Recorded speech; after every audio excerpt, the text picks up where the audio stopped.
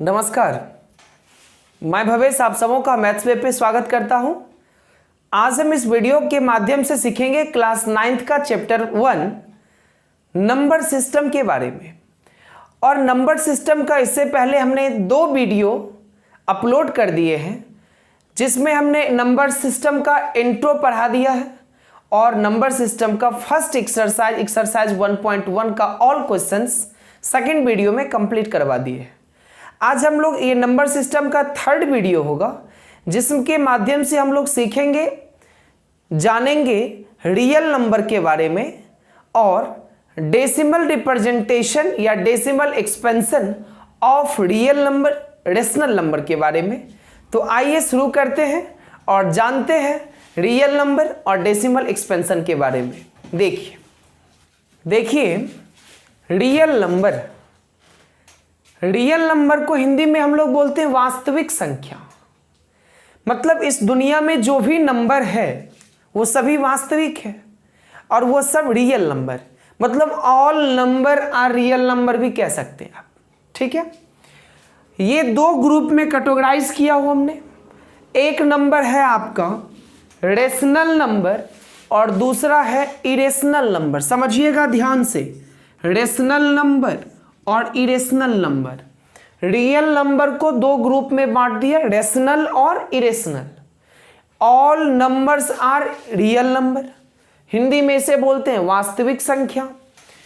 Rational number और irrational number, इसको हमने 2 ग्रुप में बांट दिया।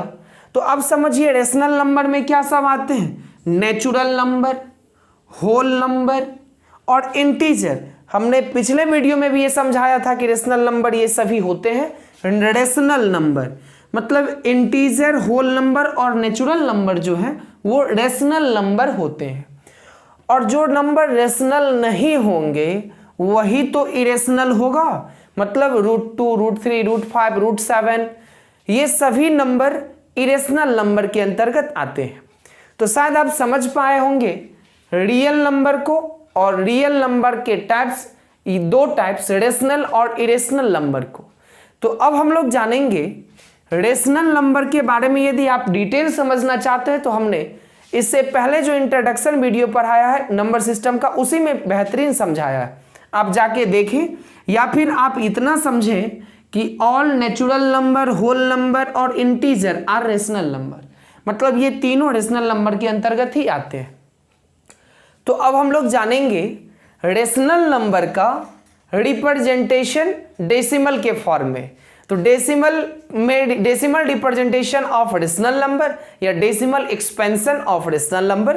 तो आइए देखते हैं decimal representation of rational number. देखिए decimal representation of rational number क्या है। इसको हमने 2 ग्रुप में कैटेगराइज किया हुआ है, टर्मिनेटिंग और दूसरा नॉन टर्मिनेटिंग। बहुत बच्चे का नहीं, मैक्सिमम बच्चे का प्रॉब्लम होता है इस टॉपिक में कि कैसे पता करूं कि कौन सा रेशनल नंबर टर्मिनेटिंग है, कौन सा रेशनल नंबर नॉन टर्मिनेटिंग है। बिना डिवाइड किए कैसे बताऊं कि ये रेशनल नंबर टर्मिनेटिंग है, नॉन टर्मिनेटिंग है, रिपीटिंग है, नॉन रिपीटिंग है। मैक्सिमम बच्चे इसमें प्रॉब्लम में आ जाते हैं। तो आप वीडियो को अंत तक देखिए, उम्मीद है कि आपको आज के बाद इस टॉपिक में कभी प्रॉब्लम नहीं आएगा।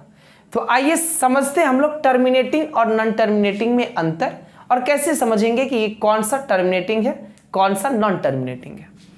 सबसे पहले हम लोग एक एग्जांपल लेते हैं। एक नंबर ले लिया 1/8, और 1/8 में आप क्या करेंगे, तो 8 से 1 में डिवाइड करके देखेंगे तो क्या आता है।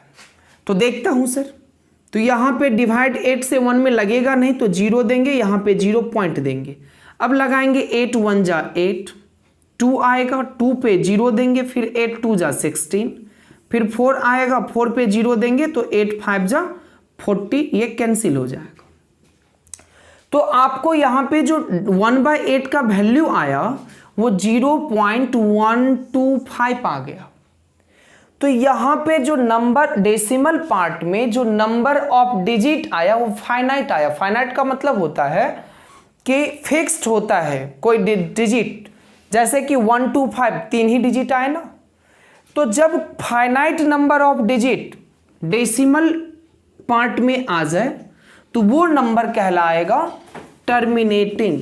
तो 1/8 जो है रेशनल नंबर, ये क्या हो जाएगा? टर्मिनेटिंग। अब समझिए कि नॉन टर्मिनेटिंग कब होगा। तो इसके लिए हम एक एग्जांपल लेते हैं 2/3। अब देखिए 3 से 2 में डिवाइड करेंगे, नहीं लगेगा, 0 देंगे। तो 3 0.3 6 जा 18, फिर 2 पे 0, 3 6 जा 18, फिर 2 पे 0, 3 6, मतलब ये 6 6 6 ही आता रहेगा।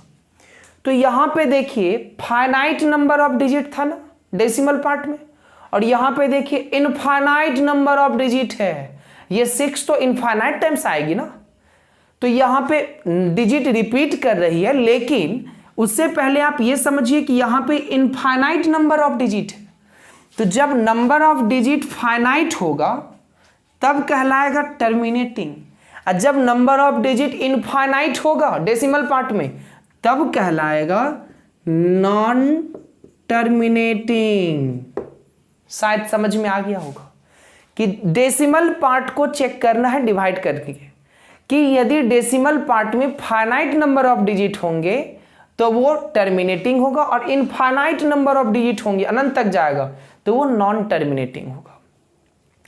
अब समझिए कि नॉन टर्मिनेटिंग में 2 टर्म होते हैं, एक होता है रिपीटिंग का और एक होता है नॉन रिपीटिंग का।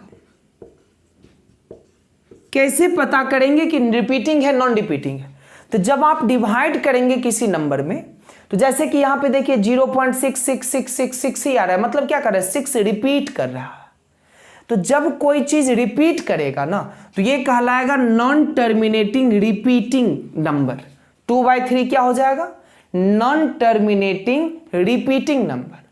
और यदि यहीं पे इसके बदले कुछ ऐसा नंबर आ जाता जैसे कि 2 7 8 3 4 और यही कुछ कुछ आते रहता, तो ये कहलाएगा non terminating non repeating number. समझ में आ गया? तो डेसिमल फॉर्म से पता करेंगे कि यदि वो रिपीट करेगा तो नॉन टर्मिनेटिंग रिपीटिंग, रिपीट नहीं करेगा तो नॉन टर्मिनेटिंग नॉन रिपीटिंग हो जाएगा। अब समझिए रेकरिंग क्या होते हैं। तो रेकरिंग जो है ना वो रिपीटिंग को ही रेकरिंग बोलते हैं हम लोग। जैसे कि यहां पे अभी 2/3 का वैल्यू कितना आया है? 0.6 डॉट डॉट डॉट। तो यहां पे 6 रिपीट कर रहा है, तो हम लोग जो डिजिट रिपीट करता है ना उस पे एक लाइन दे देते हैं और इसी लाइन को बोलते हैं रेकरिंग। और इसका मतलब होता है कि जिस डिजिट पे रेकरिंग होगा ना उसका मतलब ये होता है कि ये डिजिट इनफाइनाइट टाइम्स तक रिपीट करेगी। समझ में आया? तो ये रेकरिंग जो है वो रिपीटिंग को ही हम लोग रेकरिंग समझना चाहिए, और वही होता भी है। तो रिपीटिंग और रेकरिंग क्लियर हो गया होगा, नॉन रिपीटिंग समझ गए होइएगा।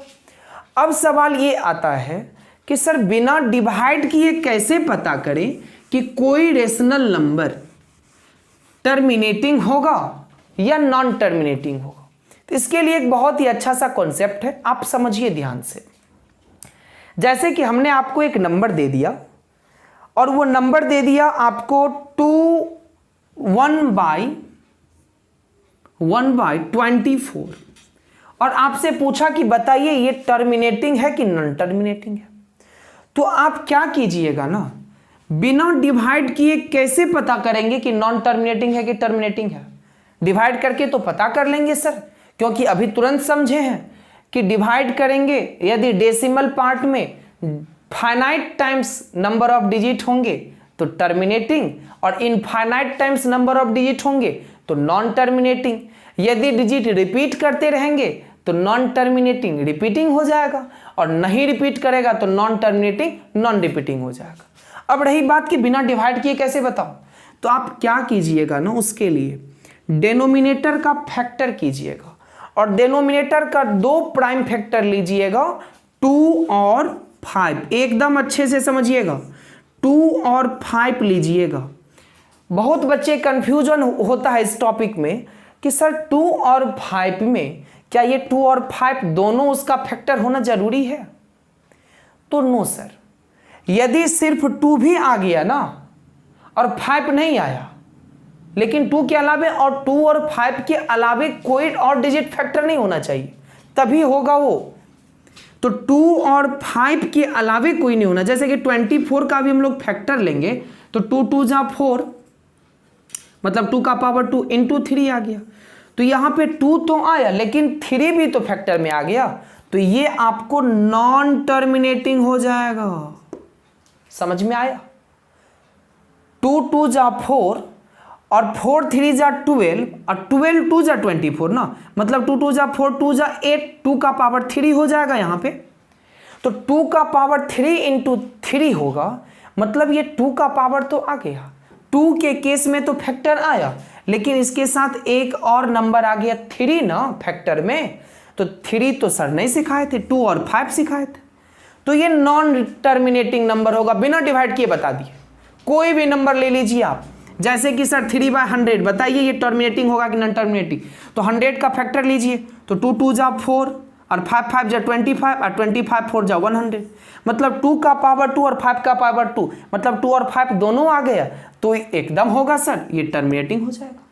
यदि आपसे पूछूं कि बताइए 3/11 टर्मिनेटिंग है कि नॉन टर्मिनेटिंग, तो 11 ना इसका फैक्टर 2 है ना 5 है, 11 एक अलग ही फैक्टर हो गया, तो सर ये नॉन टर्मिनेटिंग हो जाएगा। शायद आप समझ गए होंगे टर्मिनेटिंग और नॉन टर्मिनेटिंग कैसे निकालेंगे और बिना डिवाइड किए कैसे पता करेंगे। अब आप एक जो इंपॉर्टेंट चीज है वो समझिए, लेंथ ऑफ पीरियड कभी कभी एग्जाम में पूछ देता है कि लेंथ ऑफ पीरियड कैसे पता करेंगे कितना है किसी नंबर का। तो अब जैसे कि देखिए हमने एक नंबर दे दिया, आपसे कहा कि बताइए, अभी हम लोग डिवाइड किए थे एक नंबर का, सपोज मान लीजिए 2/3, कोई नंबर दे दिया और जिसका वैल्यू 2 में 3 से डिवाइड करेंगे तो नहीं लगेगा, यहां पे 0 पॉइंट देंगे, 2 3 जा। अब बताइए ये नंबर टर्मिनेटिंग होगा कि नॉन टर्मिनेटिंग? तो डेसिमल डेनोमिनेटर कितना है 3, तो ये नॉन टर्मिनेटिंग हो गया। अब कहीं इसका हम नॉन टर्मिनेटिंग है तो फाइंड कर लेते हैं, तो 3 से डिवाइड करूं 2 में तो नहीं लगेगा, 20 3 6 जा 18, फिर 2 आएगा 3 6 जा 18, मतलब 6 6 6 आते रहेगा ना। इसका मतलब क्या हुआ 0.6 पे रेकरिंग ना।